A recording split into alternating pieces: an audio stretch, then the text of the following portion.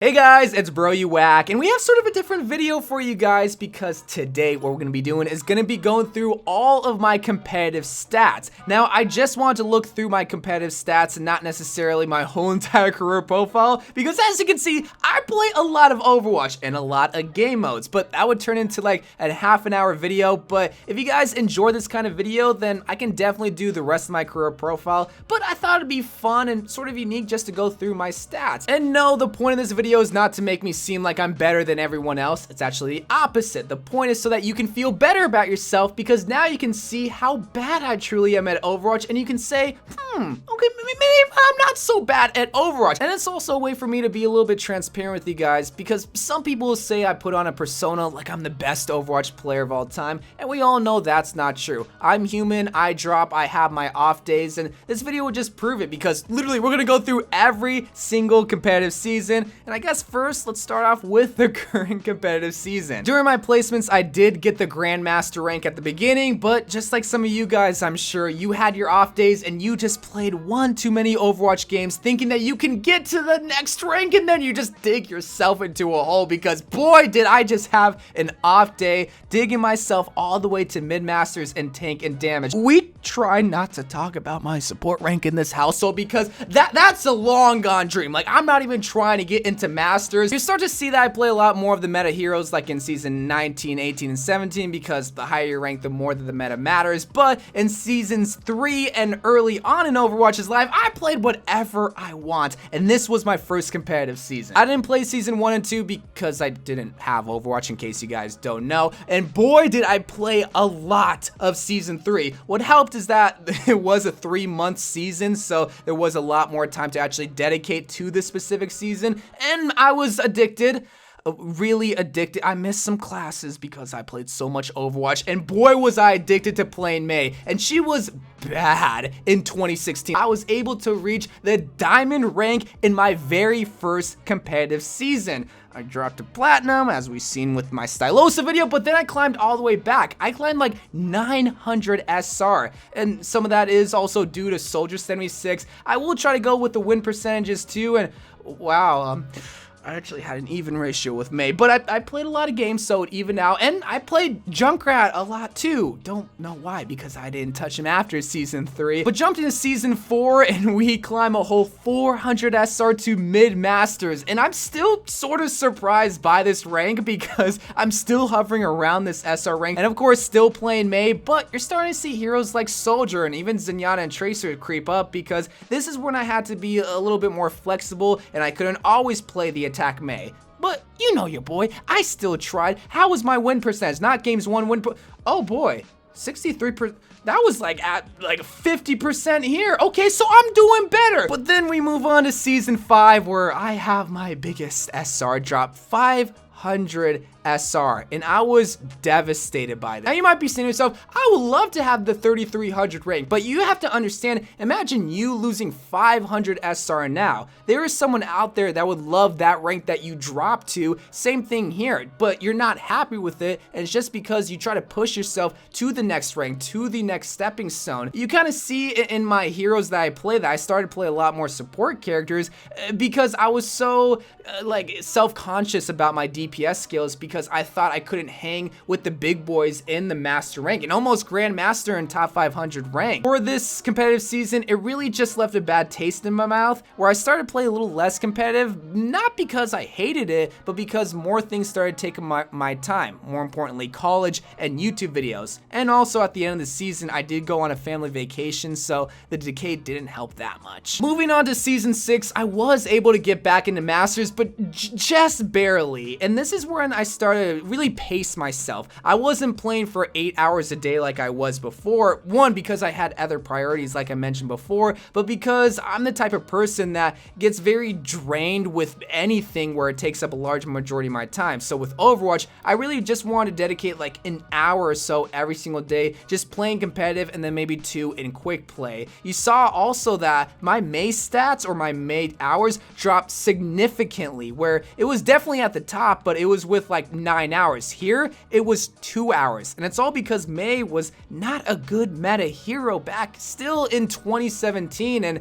I just started to play a lot more, I guess, flexible heroes like Mercy, Lucio, and more importantly, Deva. Jumping to Season 7, this is where I had a big jump because finally I made it back to 3,800 where I was originally at in Season 5 before I had my big drop. And I really do think the shout out has to go to Zenyatta because while I do only have 3 hours, he was one of the most played heroes with the highest win percentage, still with Mei being up there. But again, I was a little bit self-conscious playing Mei because she was so unmeta, but just being able to climb back to 3,800 was a very, very good feeling, which kind of motivated me to play more competitive at the time. Enough so to where in Season 8, I climbed all the way to Grand Master. This was I was just so happy. Now, I just want you guys to notice one thing. All the seasons where I had like the lowest amount of hours, well, mainly just these two, I really didn't climb that much. But in the season where I had 45 hours played, I climbed to Grandmaster just to really show you that you can have the biggest jumps and you can have the biggest falls because I did drop all the way to 3,600. Another huge SR drop, but I was able to cope with it a little bit better because I knew how to deal with this SR drop. I knew that, okay, I know where I belong. I know I can get back up there. This is just one of my off days. So let me take a break, come back to it, and then get back to grinding. I didn't do it this season because it was towards the end. You see me play a lot of Soldier, and I'm gonna be honest, I don't know why because I'm not that good with him, as you can see with the win percentage, but compared to like Zenyatta and Mei, those are my bread and butter, but I still constantly play Soldier. So is it my fault or is it the hero's fault? It's probably a little bit of both. Mainly mine. Season 9, we made our way back above the mid-master rank. You're always gonna see me hover around mid-master because I guess that's where I truly do belong, but shouts out to Deva because this is the season where I just really hunkered down and played Deva. I think this is also around the time when seasons switched to, I think, 2 months, so that really did help when it came to throwers at the end of the season, but I think this was just when I needed to learn a new tank because you see in a lot of my seasons, with the exception of 8, I'm only playing DPS or I'm only playing support. So I decided, okay, I need to be flexible. Deva's a really good tank. Let me just learn her. And what was my win percent? Wow, 61. I'm actually, that's actually a really good win percent. Now I almost made it to the Grandmaster rank again, but I dropped a little bit, but just barely. And again, I'm still pacing myself at this time. I'm not just dumping hours upon hours into competitive because again, more requirements, more YouTube videos are required of me. Going to Season 10, I'm gonna be honest, I don't really remember this season. God, it's just so funny. You think I'm a Mei main, but you see Soldier at the top of this list on every single competitive season with the exception of 5, 4, and 3. But going to Season 10, I think this was when Brigitta was added. You see a lot more tanks, a lot more variety of heroes starting to come in, like Farah for whatever reason. Brigitta I played with a little bit, but this is when Brigitta started to take over competitive low-key. Oh, wow, 88%.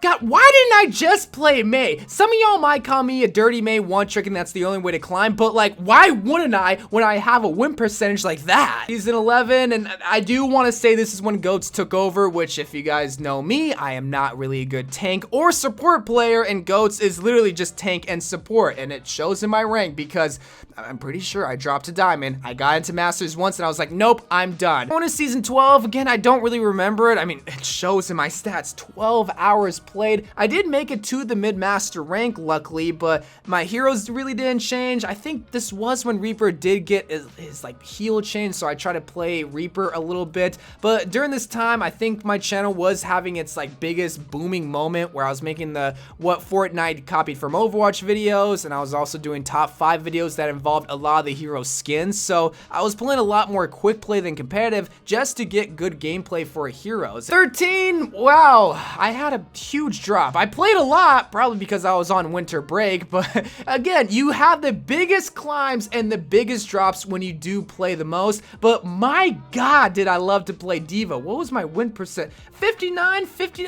Why did I drop so much? What was I doing wrong? No, I think I think the reason why I played so much Deva is because GOATS was at its all-time high in season 13, or at least was just beginning to rise. Moving to season 14, I played a lot less competitive, but I got a higher rank. And I think I switch off, like I play a lot in one competitive season, but then I drop, and then the next season I get a higher rank because I'm not playing so much, but it doesn't leave me with much opportunity to climb. Okay, so I want you to remember this win percentage. 73 win percentage with Moira. I finally found the hero for my support category that I'm finally good with. Go to season 15, 6 hours. I'm still thinking I'm one of the best Moiras of all time.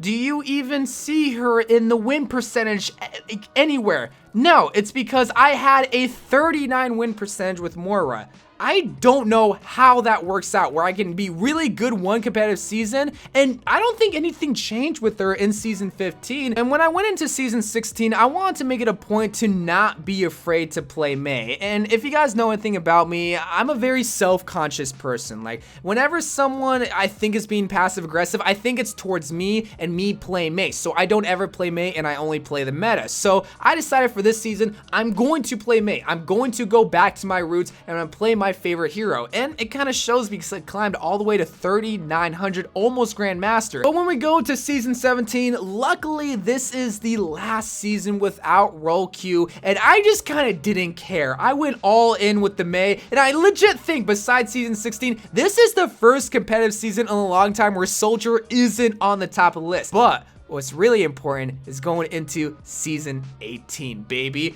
Grandmaster in not only the tank and the damage rank support. Let's not talk about that, please. So I'm gonna be honest, when I got into Grandmaster with tank and DPS, I didn't want to drop out of it. And luckily, thank freaking God they got rid of decay, because this was my biggest issue with competitive, because some weeks I would only play competitive because of my decay games. And in times like these, like right here, there would be times where I played only because of decay, and because I dropped after not playing for like a week, I would want to climb back to where I am, but because I'm not warmed up, I would just continue to drop and drop and drop. So having role queue and also not needing to play for decay in times where I don't want to play was a huge blessing for me, because again, at this, like, YouTube is my full-time job. My full-time job is not to play Overwatch. So to be able to focus on YouTube videos and to also play Overwatch on the side and not have to worry about skill decay is a huge blessing. And Mei started to slowly become meta. Like, people started to finally see the potential that she had,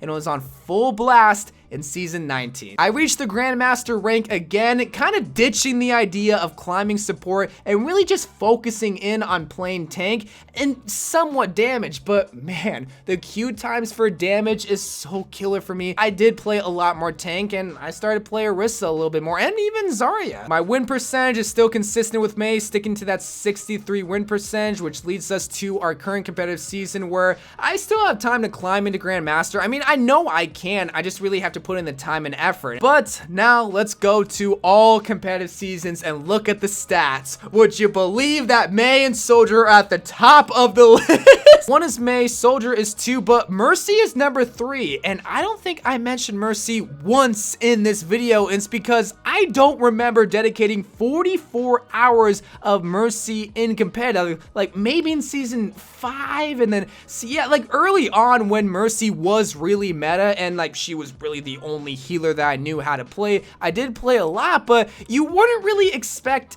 Mercy to be number 3. I would have thought like Zenyatta or even Deva to be higher up there. I've been playing a lot more Orisa lately, but even she hasn't passed the amount of time that I played with Mercy or even Zenyatta. It's kind of sad because it feels like I'm only playing Orisa lately. But checking out the win percentage, surprise, surprise, Mei is high up there at a 59 win percentage, which is a very, very good win percentage. These are kind of outliers because I played them like for maybe like 2 seconds. Orisa, that's another good win percentage, 55, Deva 54. When you start to get at the 50 rank, this is when you start to really reconsider the heroes that you should be playing. So I probably shouldn't be playing Hanzo and Genji as much, but those are also outliers because, well, I don't play them that much. Moira, I don't know what I'm doing wrong with Moira. Look at my win percentage with Mercy. She's my 3rd most played hero, but I have a 42 win percentage. That is terrible. This is the reason why I drop, and whenever I play Deva, Orisa, or Mei, that is the reason why I climb. And it's really important just to look at stats of yourself, just to really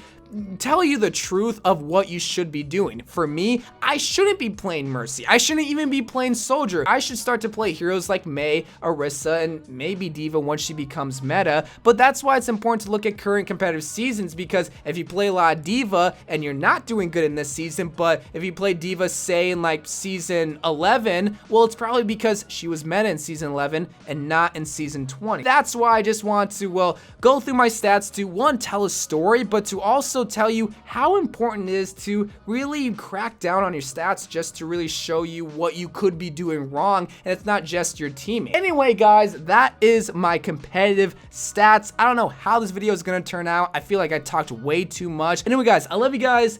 Thank you guys for watching. Let me know if you want to see a whole entire like career profile video where I can go more in depth. I know I literally only looked at like win percentage and get time played, but I feel like that's what's most important. Like, do you really want to see the kill streaks or the multi? No, you really don't. You want to see win percentage and time played. But I love you guys. Thank you guys for watching. More Overwatch videos to come, and bye.